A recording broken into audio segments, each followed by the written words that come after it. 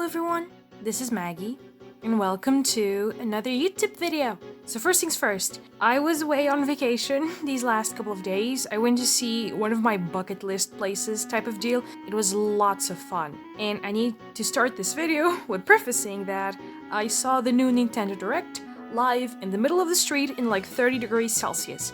That's 86 Fahrenheit for the Americans in chat. And I had the most normal reaction to the Deltarune announcement that a Deltarune fandom could have had. So yeah, if you haven't heard, the new chapter is coming out in less than 2 weeks by the time of posting this, which means that I have less than 2 weeks to get all my Deltarune AU lore in check. I'm gonna give y'all a TLDR in case you haven't seen my previous video about my AU, but I'll leave the link to that video up here so that y'all can watch it. But if you don't care for that or already watched it, then let's just jump right into it. So again, very summarized, my little AU follows a what-if scenario where Spamton, through a glitch in the story, managed to get his third chance at greatness, bastardizing Cyber City into his dream empire. You meet new faces, some friends, some foes, none of them having been in the game before, as Spamton, or Gary as he calls himself now, timeline meddling starts pulling in people from other realities outside of the scripted tale of Deltarune. In the end, you defeat him and restore Cyber City to its original state, but you're not so sure that Gary's effects on this world have been eradicated for good. Our new adventure starts alongside Chapter 3. Tenna and everyone you know is there, getting wrapped up in physical challenges and divorce-induced shenanigans. However, the more you explore the studio, the more you realize there may be someone watching you. During the party's first break in the green room, they spot someone peeking at them from behind the furniture. Susie pulls them out expecting it to be Lance Search playing another prank on them, but it is in fact someone else. A little pink TV that watches the team from afar. She makes a whole fuss about being caught, squirming and kicking in place. Susie even goes to play with the buttons on her face, but none of them get her TV face to come on. Eventually, she names the other TV darkener Little Telly before letting her go. Little Telly follows the party around from afar, watching them from the catwalks and corners of the studio as they progress. Depending on the party's behavior, Telly will respond accordingly. If she sees them mostly winning fights by fighting, she will keep hiding while watching them from afar. But if she sees them winning mostly through acting and sparing enemies, she'll come out of hiding to sometimes play pranks or scare Chris and the gang in light banter. When asking other darkeners about Telly, they will give you different answers about it. Tenna is mostly confused. I mean, he thought he was the only TV inside the Dreamer household. Other darkeners will just explain how she just showed up one day at the studio. An old TV Toriel got from one of her students who was moving away. Telly was meant to be a TV for Chris's bedroom to keep them company while Azriel was away, but her screen is broken, so Telly has been stashed away behind the living room couch ever since. The kid was a little menace, but they say that Tenna loved her. After Chris and their friends stopped showing up to watch TV there weren't many people Tenna could entertain. A darkener wouldn't substitute a lightener, but it was the only thing around. And Tenna tried everything he could to get Little Telly's attention. Games and shows and quizzes, but they were all too loud, just too much, and the kid would always run away from Tenna. As Tenna spirals further into keeping Chris and the gang in a loop of games, as the chapter goes, Telly becomes more secluded and will disappear for a while. With an upgrade from Tenna, Chris can find Telly far deep into the studio, in an improvised bedroom made for her. Upon interaction, she'll sign again, the player and party now being able to understand what she's saying due to a little power-up they can get from Tenna. She won't say much besides how she liked the name Susie gave her, how everyone names her eventually. She will ask Chris if they intend to keep playing, referring to Tenna's games, with a reply depending on what the player picks. If the answer is yes, then Telly will wish them a good time. If the answer is no, then she will wish them good luck. That is the last time the player can interact with Telly, as she is not a recruitable character. After defeating Tenna and recruiting him to Castletown, he'll mention how Telly didn't come along, that she must still be at the Dreamer residence. If not taken to another place, Tenna will ask Chris and their friends to please find Telly and bring her to Castletown. He'll comment about how maybe he should have kept a closer eye on her, how despite all his games and shows and always being there and never fighting, he wasn't able to be any better than Chris's parents. Returning to Chris's place and looking behind the couch, where Telly was mentioned to be, Chris and Susie will find an odd trail that leads them outside of the house and into the outskirts of hometown, into an abandoned house consumed by the surrounding vegetation. Busting the door open, Chris and Susie will find another dark fountain. Susie wonders how Rossi could have missed this dark fountain, and Chris looks visibly confused at this existence as well. Without much option though, and hoping they will find Little Telly inside, they jump in. This is the real meat and potatoes of this EU. Gary's meddling in the last chapter is pulling in people and stories that, despite not happening in the Deltarune canon, take place in its universe, sometimes mirrors of already existing plots. And this story is about a kid, her best friend, and a storm. First, let me properly introduce you to these guys. You've already met Telly. I've talked about her here and introduced her in the last video I made about my heyoo. Little Telly is a kid's bedroom TV.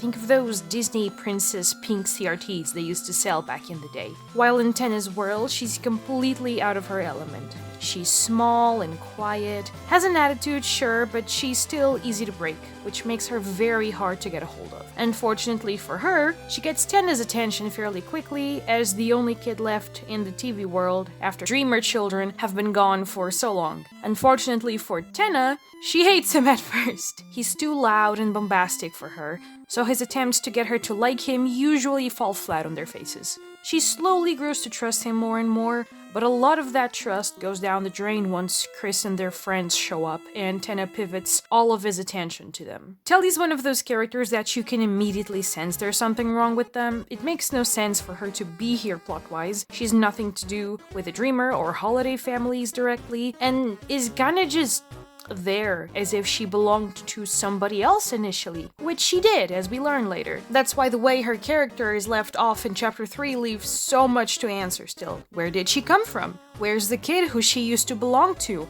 It's not like Hometown has a history of kids going missing, right? We shouldn't be worrying about that.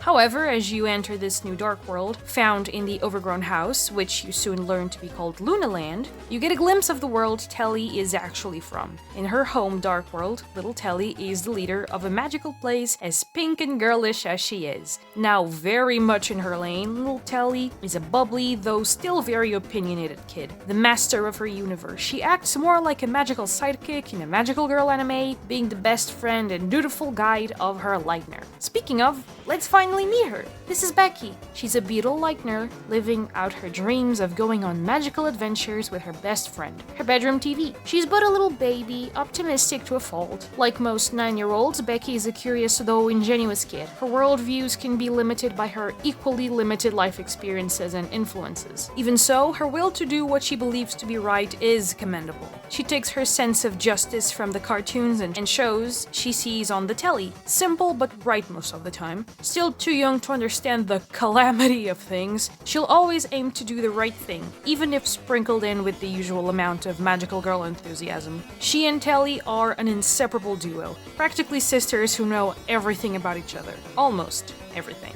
But what is a magical cartoon without a villain to defeat? This is Lady Avni, the evildoer of their wonderful cotton candy land. Lady Avni is an alien trying to take over Lunaland. Her schemes are akin to Saturday morning cartoons, having stakes high enough for a show marked ages 9 and up, always being defeated by Telly and Becky and returning next week with a new plan. Lady Avni is the stereotypical Saturday morning cartoon villain. She's the perfect amount of evil for a kid's cartoon, never taking things too seriously. She's hot-headed and stubborn, dead set on conquering Lunaland all for herself, but not too bothered to wait for the perfect chance to do so. She can be very bossy around her plant minions, ordering them around to do her bidding and enact her evil plans, even if they are probably as silly as she is. There's some enemies here and there, but the cast for this chapter is much smaller than the one of previous chapter. It's a more contained story too. And speaking of story, let's get into that now. Chris and Susie fall into this cartoonish world, where they must traverse through one of Lady Avni's evil takeover attempts before they can meet Telly and Becky. They're surprised to see another Lightner kid here.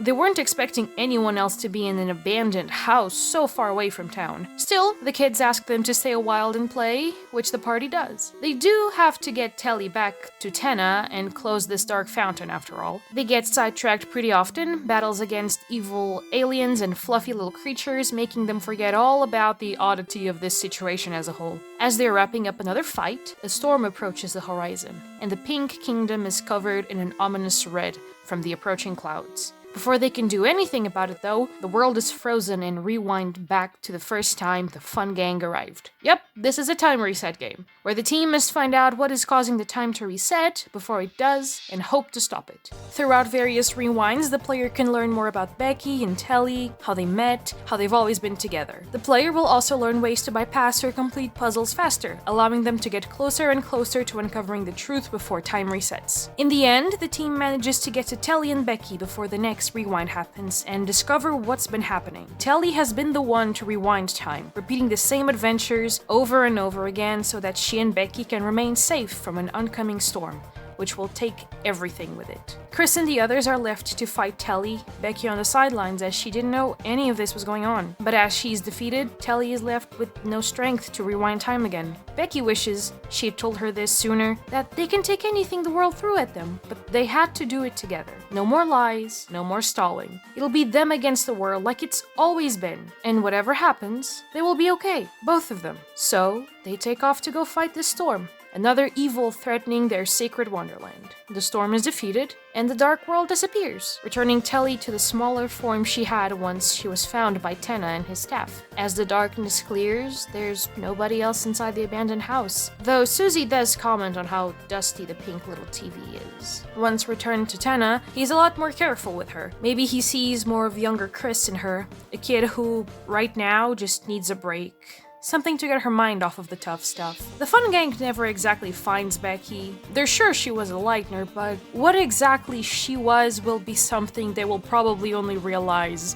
once Chapter 4 hits. And that is pretty much it. I know this was a little shorter and a sadder story as well, but there's still a lot left to the imagination. What exactly was that storm? Was that Gary trying to meddle into another universe so that he could escape his? Did he fuck up these kids? Probably. I mean, it is what he does. Where did Becky go? I say as if I don't know. I fucking wrote this. This is a much smaller story in the scope of things, but I do think it hits a lot closer to home, because something I really wanted to try with this was that I always found it weird that world leaders were always adults, even when a lot of the people they had to take care of as Lightners were kids. So I thought, what if a kid had to take care of one another, because that's just how she was built. Darkners have to live up for their Lightners. It's their whole purpose. And to put a kid into that situation would be a very interesting thing to explore. I also really love the fact that Telly's story very much mimics Tenna's, how they both want time to just stop and for things to go back to the way they were, even if sometimes the best thing to do really is to let go and find a new normal to live your life now.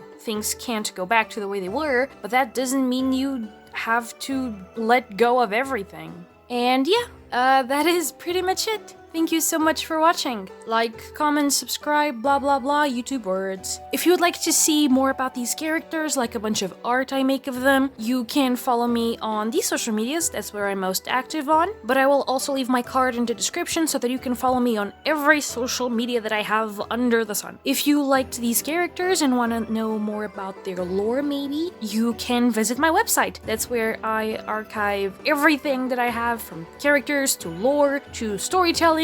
Since Deltarune is a game, I do like to go really heavy into like what attacks characters would have, what HP they would have. It's just all the small little details. They're all there, and if you want to go check them out, you can. Link in the description. And if you would like to see sneak peeks at upcoming videos, unfinished projects, things that I'm working on, you can join our Discord server. We stream there twice a week, every Friday and Saturday. We draw, we talk lore, we kind of ramble about whatever's gonna happen. I know I'm gonna ramble about the latest Nintendo Direct, so I'm gonna be hyped for that. If you want to join, you're very much welcome to. Link in the description. And that's pretty much it.